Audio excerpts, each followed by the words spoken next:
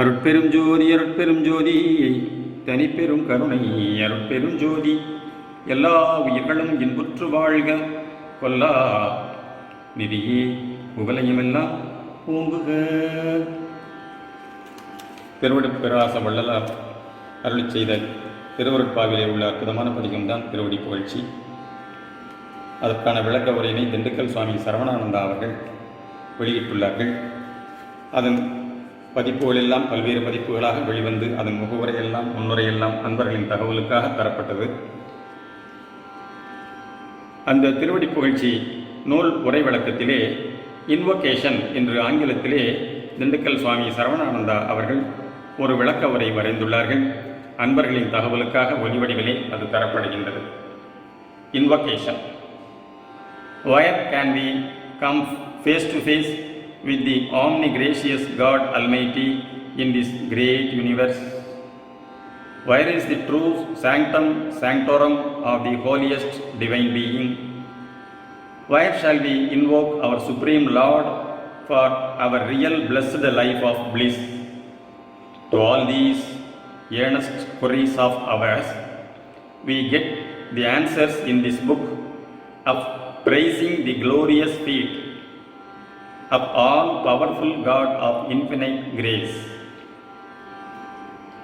By the sincere and concentrated prayerful praising from the presence of Him, we shall be bestowed the divine life to live in oneness of Himself blissfully forever.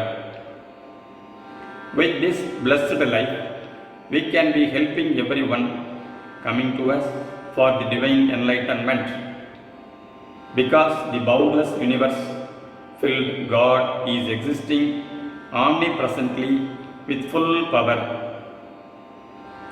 He can be seen and realizable anywhere at any time, but His true being of complete nature is never to be met anywhere by the man of omnigracious knowledge. The true being of Almighty is positively recognizable and realizable.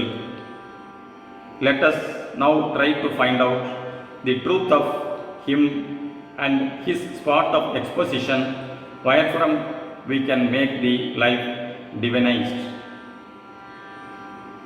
Though God Almighty is with full gracious attributes everywhere, this knowledge of Him is blossoming in us from a divine light particle that has come to glow in us from the very beginning of our embryonic creation. This divine particle is really the form of God that has expressed to bless us with all our needs.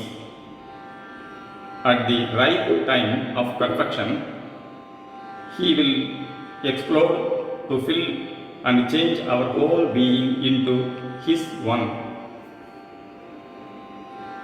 The above mentioned divine light particle is really an indivisible part of His complete form,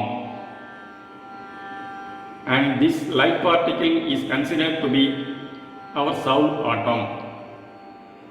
If it is considered without our ego, selfishness, it is acknowledgeable that the soul is in fact a smallest form of God of omnipresent.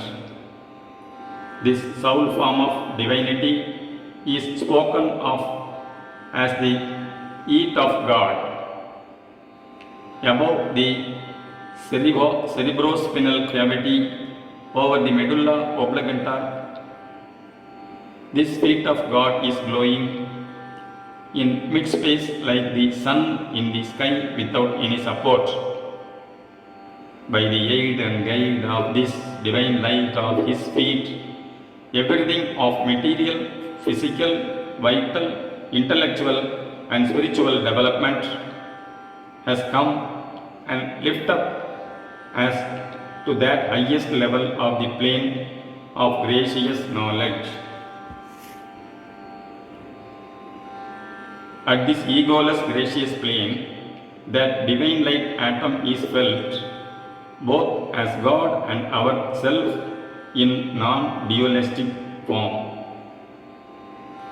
To make the divine life blossom from the feet of God, we must hold and attach ourselves with that inner light. Indeed, we must necessarily detach from the sensuous life of carnal pleasures in order to bring this divine state and life in man. This praising the glorious feat is devised by our Tiruvurudpragasa Vallalar.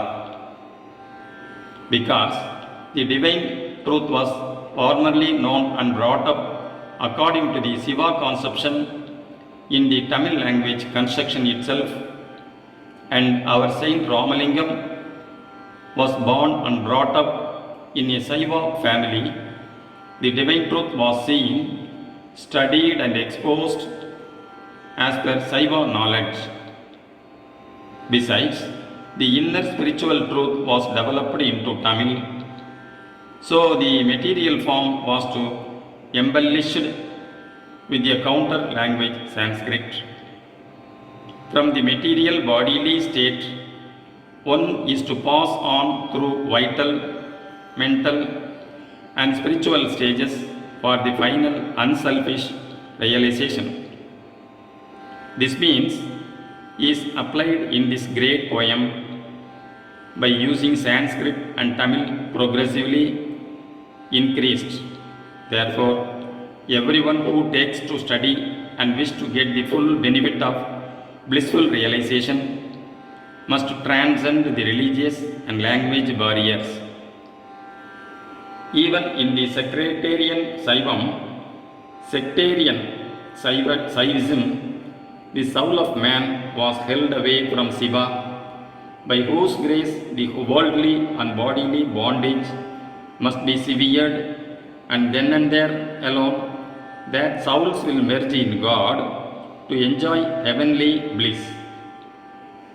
But in fact, our individual self and God is ever actually in non-separable form of divinity. Hence, the true life is to be lived here along with, in oneness of Him.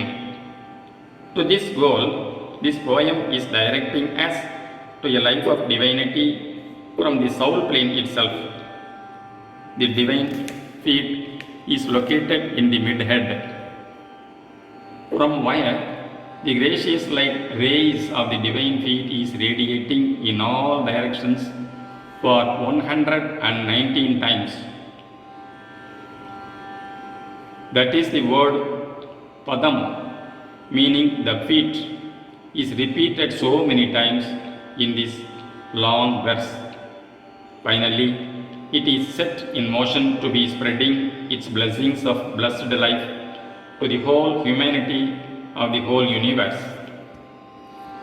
A complete translated English rendering is prepared separately and to be published separately in near future.